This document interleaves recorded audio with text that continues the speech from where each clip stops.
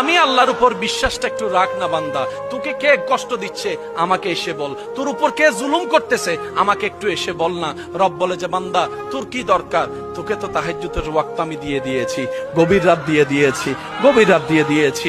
দিনের বেলায় নামাজটা পড়ে গভীর রাতে এসে আমি রবের সাথে প্রেমের কথা একটু বল না, একটু প্রেমের কথা বল না। আমি গভীর রাতে তো আমি আল্লাহ ডাকতে থাকি, কার কি সমস্যা আছে বান্দা আমি রবকে একবার বল, আমি রবকে একবার বল, আমি রবকে একবার ডেকে তো দেখ।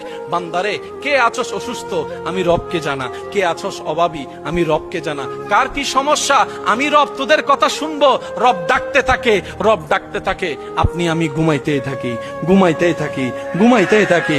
রব ডাকতে থাকে অভাবী কে আছো আমার কাছে আসো।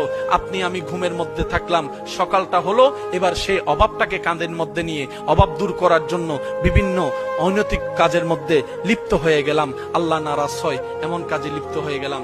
রব বলে যে একটু অপেক্ষা তো করতেই আমার জন্য।